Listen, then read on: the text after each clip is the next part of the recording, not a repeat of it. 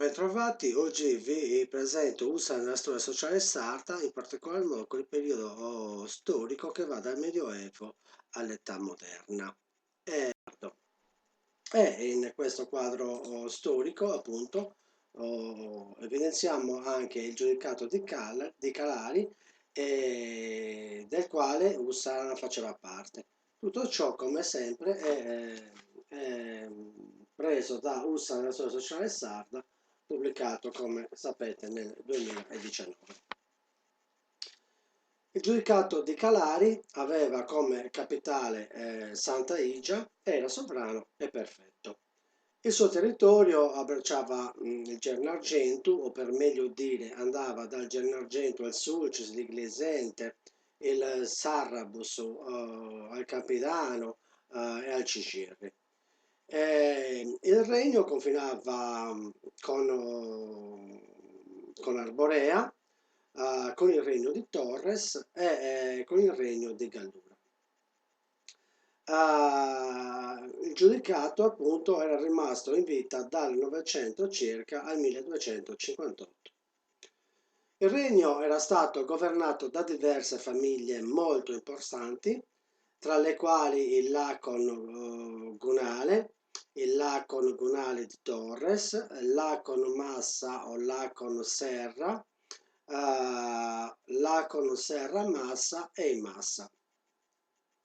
Il giudicato era diviso in 16 curatorie o parti, le quali in seguito erano diventate anche 17, Ussana apparteneva al Parteola o Dolia, insieme a Baku Bangiargia, Baratuli, Corongiu, San Pantaleo, Serdiana, Sici, Solemnis, Donori, Monastir, Sibiola, Mogori, Segogus, Sant'Usadurru, Mogor, Nuracadu, Nurgi, Seanno, Siserri, Sussua, Turris e Tragadori.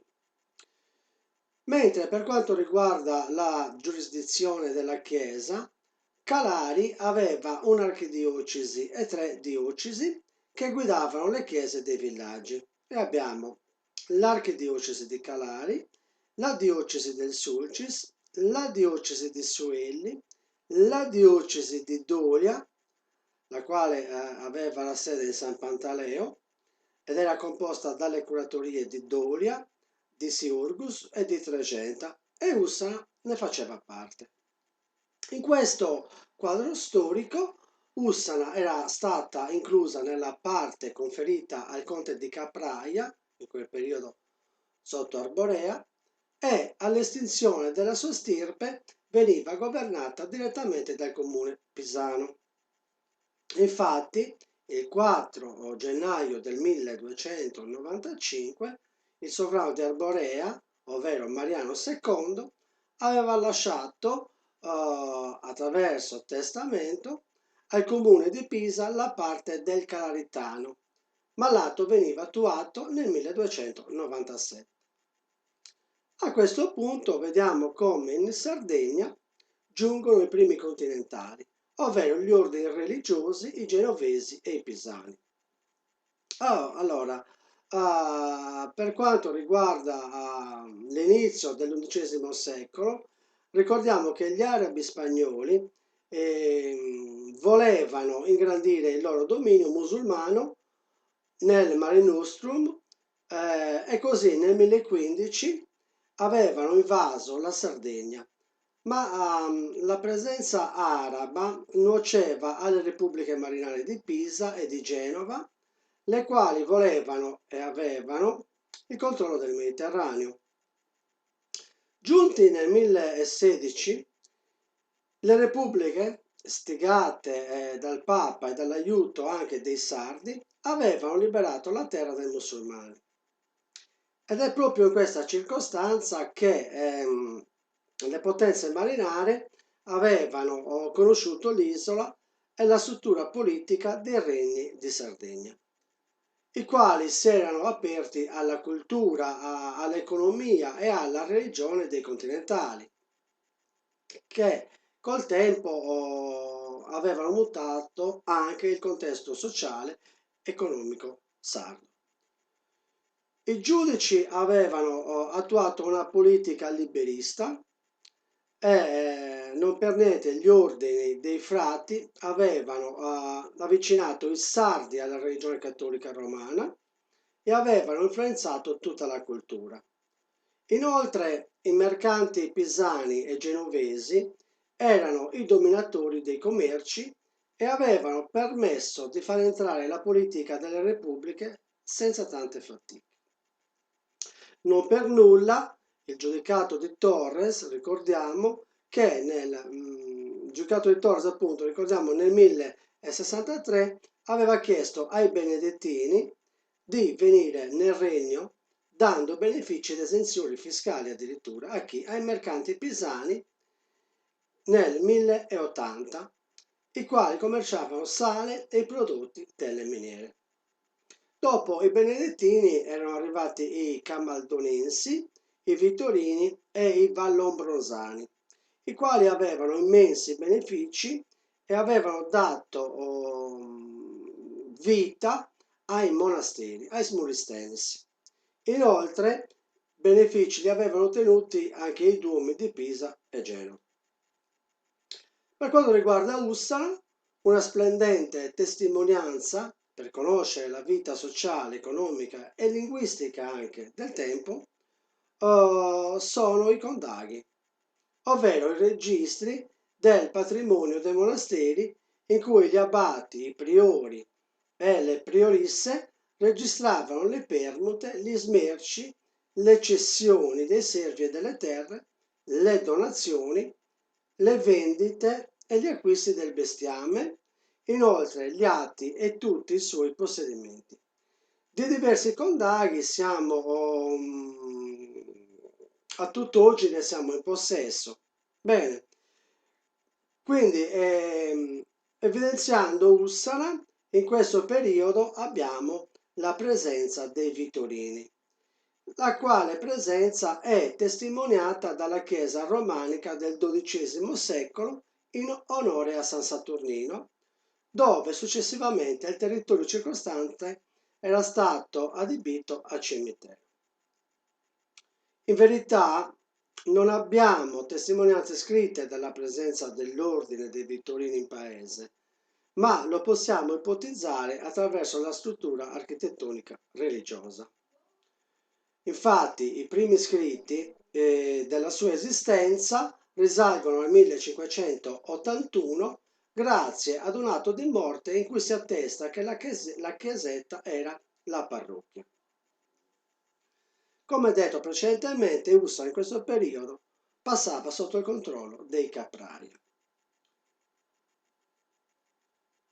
A questo punto passiamo al 1297, la quale è una data molto importante, in quanto la Repubblica di Pisa aveva ottenuto l'ultimo terzo del Calaritano grazie al testamento che aveva elaborato Mariano II di Arborea, come detto prima, il 4 di gennaio del 1297, in cui donava tutta la sua parte a Pisa, di cui anche Ussara faceva parte.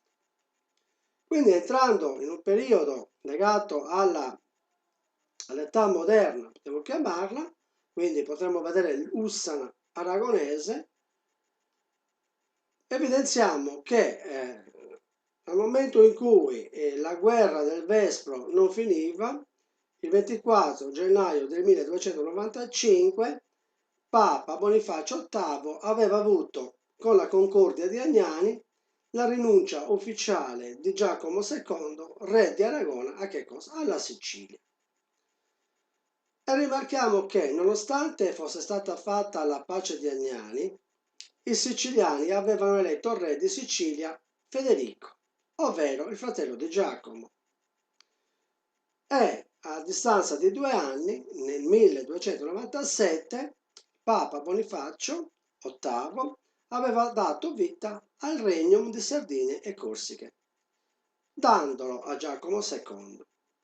Ma le cose non erano andate secondo il pensiero del Papa, perché l'isola restava sotto il controllo di Federico e inoltre aveva stuzzicato anche le repubbliche marinare, le quali si sentivano minacciate in un tempo in cui i genovesi vedevano, potremmo dire, vedevano splendere la luce del loro potere e i pisani, dopo la guerra persa nella Meloria, non riuscivano a risollevarsi. A questo punto rimarchiamo come Ussala e tutta l'isola di Sardegna nel 1316 era del tutto spopolata. Ritornando alla questione di Giacomo II, per la questione sarda, appunto, Giacomo aveva messo in atto una politica illuminata, lasciando in solitudine Pisa e non facendo entrare nel conflitto Genova, tenendosi dalla sua parte anche il Papa. Difatti, l'Aragona aveva dalla sua parte il Doria, il Malaspina e soprattutto il giudice di Arborea, ovvero Ugone II, il quale non per nulla il 13 di giugno del 1323, quando l'infante Alfonso era sbarcato a Palmas, lo teneva al suo fianco.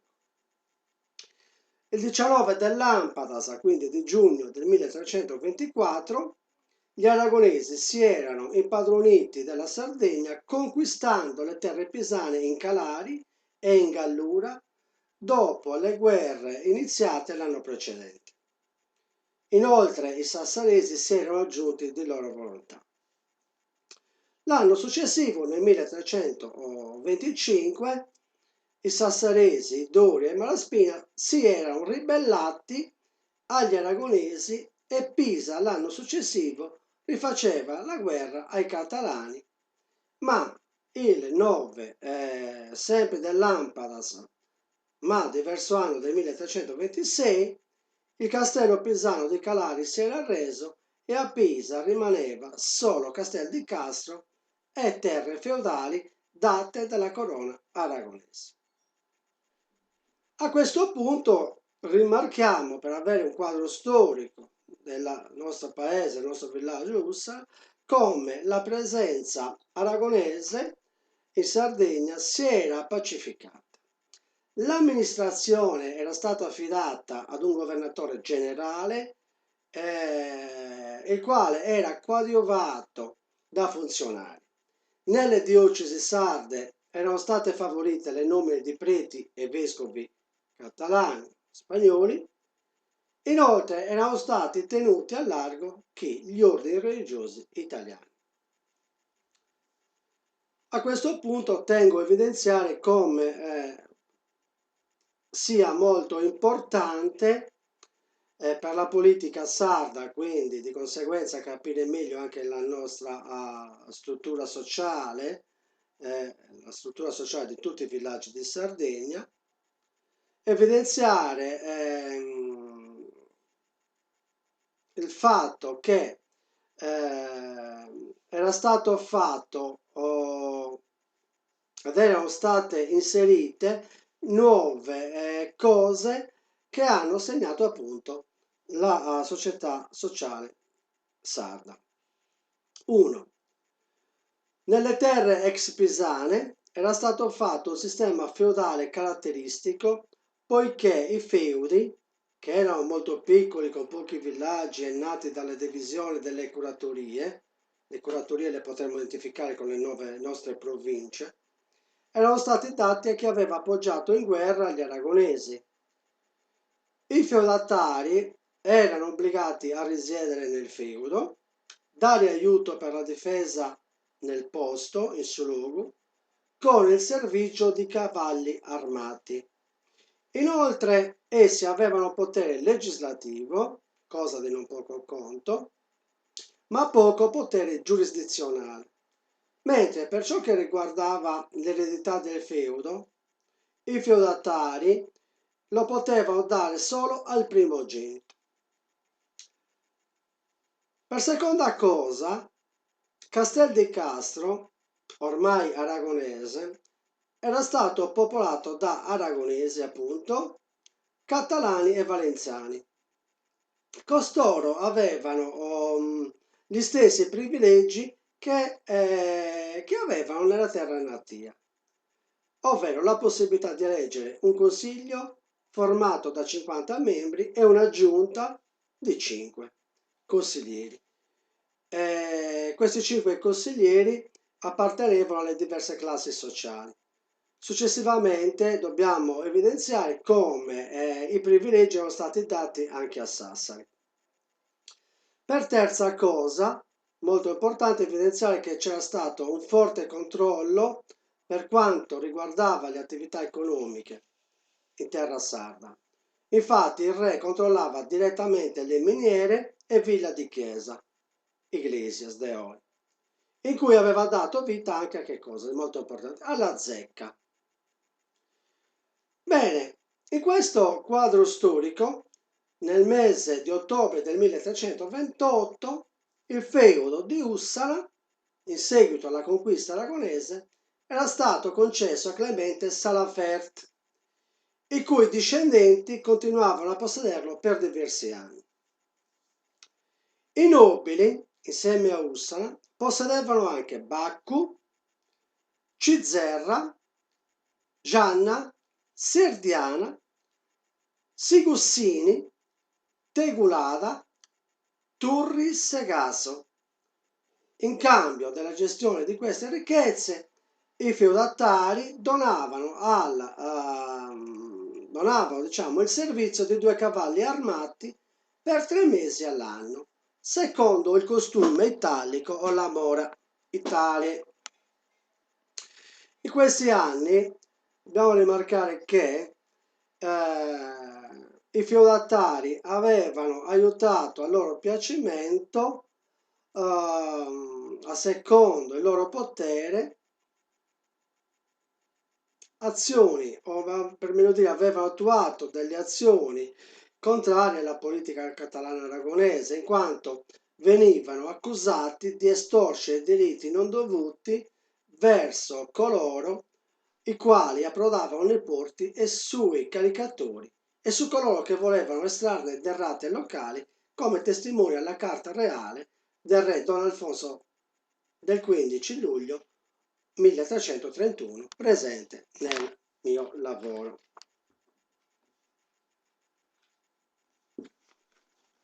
Un attimo.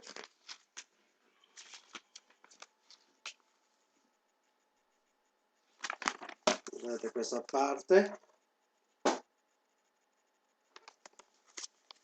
Come ci testimonia il testo.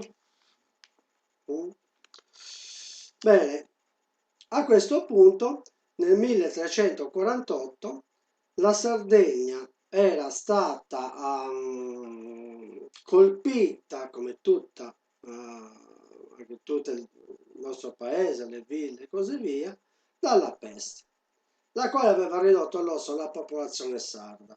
Infatti Ussana si era spopolata quasi del tutto, creando non pochi problemi ai sopravvissuti, i quali non riuscivano a pagare le imposte al Salavert, ragion per cui gli abitanti avevano chiesto e ottenuto la riduzione dei tributi dovuti al feudatario. Ritornando alla storia generale di Sardegna, in seguito la pace era stata annullata perché a partire dal 1347 fino al 1354 gli aragonesi avevano guerreggiato contro i Doria e soprattutto Arborea, che si stava impadronendo dell'intera isola in questo periodo.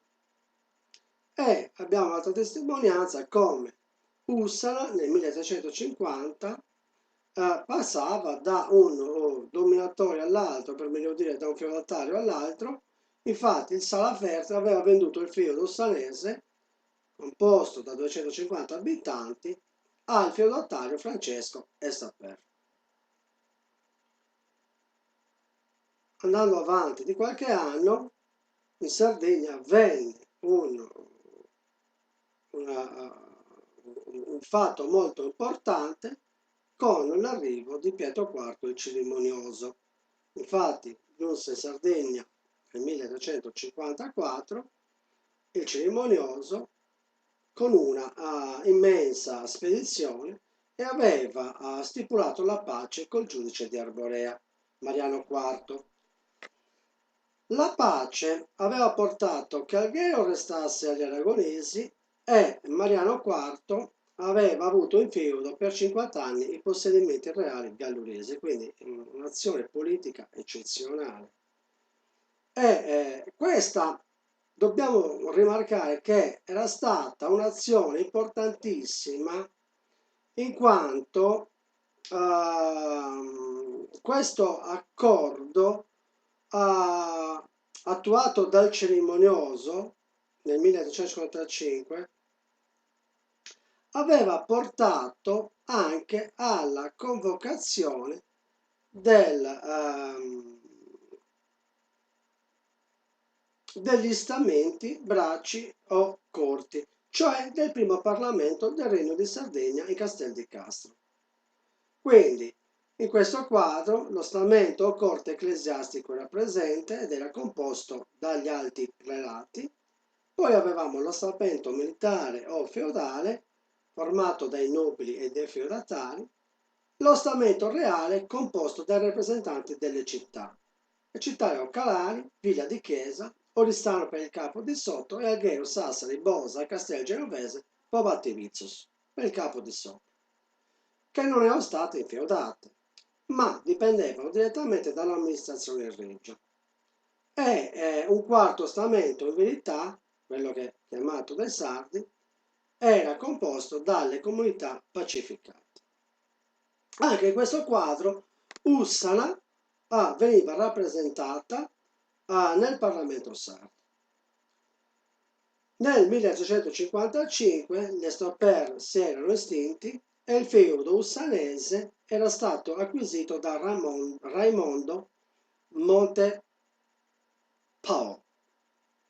Nel 1365 era scoppiata la guerra tra Mariano IV e Pietro IV il Cerimonioso e la spopolata Ussana veniva occupata dalle truppe arborensi, le quali l'avevano tenuta nella sua fisionomia di curatoria fino al 1409, ovvero alla storica battaglia dei Sedori di San Luca. Andando avanti negli anni, nel 1373, Ramonetto Montepao aveva lasciato il feudo ussanese al figlio Berengario. Come abbiamo visto, i sicilo-aragonesi avevano sofferto assai per diventare padroni di tutto il Regno di Sardegna. Infatti, solo dopo Sabatalla dei Sedori del 30 giugno 1409, la presa di Oristano del 1410 e con la vendita del giudicato di Arborea del 17 agosto 1420 erano giunti al controllo totale. Di conseguenza, concluse le guerre intestine tra gli Arborea e gli Aragonesi, nel 1416 Ussana era stata infeudata il 3 gennaio al cagliaritano Pietro Gomez, secondo costume italico more Italia. In cambio di che cosa? In cambio del servizio di un cavallo armato per 3 mesi l'anno. E anche questo è un documento che posso testimoniare. Nel mio libro è presente, eccolo qua. E quindi vediamo come documenti. Abbiamo documenti integrali, l'atto di vendita, eccetera, eccetera. Quindi, dominio regi et nuis successoribus in perpetuum servitium face intra insulam Sardiniam, con uno equo armato munito sufficientibus in anno quolibet per 3 menses vetris propriis, sum pitibus et expensis, eccetera, eccetera, eccetera, secundum morem feudorum Italiae. Bene, in questi anni Ussana era quasi del tutto spopolata. Infatti, del 3 gennaio 1416 era passata sotto il marchesato d'Albis insieme a Orosei e Galtellì. E anche qua abbiamo il documento originale. Questo è il marchesato d'Albis. Bene. Il 16 agosto del 1420 il re Don Alfonso aveva riconfermato l'infeudazione delle ville di Ussana, Siserri, Fraudor, Iana, Lacconello, noi lo conosciamo come Lacconeddu, Lurgo e Salto di Costara in favore di Pietro Gomez. Su Salto di Costara lo conoscevo bene. Nosu Ussanesus. Quindi c'è stato un rinnovo dell'inflazione. E anche qua abbiamo il documento originale. Un secondo. E quindi qua è l'atto di reinfiltrazione, faccio bene, con tutto il documento originale. Bene. A questo punto potremo ritornare un po' alla storia sarda generale, in quanto per alleviare un pochino l'economia si era pensato di intervenire e soprattutto di inventare un sistema di rotazione comunitario delle terre, ovvero il vidazzone e il paberile. Il vidazzone era una delle parti in cui era diviso il feudo sardo. Cosa succedeva? Ogni anno nel vidazzone una parte della terra veniva data a lutti e assegnata ai coloni che la coltivavano per lo più a cereali, mentre un'altra parte, il paberile, era messa a pastura e data ai pastori. Dal momento che non c'era quasi del nulla la proprietà privata, questo sistema comunitario segnerà il mondo agropastorale sardo e non solo. A questo punto, ritornando alla nostra villa, Sabina Nostra, nel 1436 Pietro Gomez aveva venduto il feudo sanese ad Antonio de Sena, che lo includeva nella dote di sua figlia, futura sposa di Francesco Eril. Nel 1443 la moglie di Antonio de Sena, Caterina, aveva venduto il feudo a Emanuele Satta-Pau, il quale nel 1449 restituiva Ussana ai de Sena.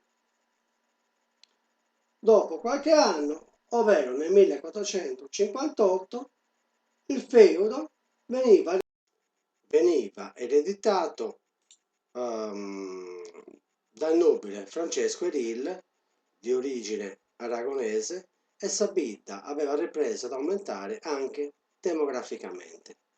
A questo punto ci fermiamo per quanto riguarda questa parte della storia ossanese nel Medioevo e in età moderna, e vi do appuntamenti alla prossima, ricordandoci sempre di valorizzare, tutelare e promuovere la lingua e la storia sociale di Sardegna in ogni suo aspetto.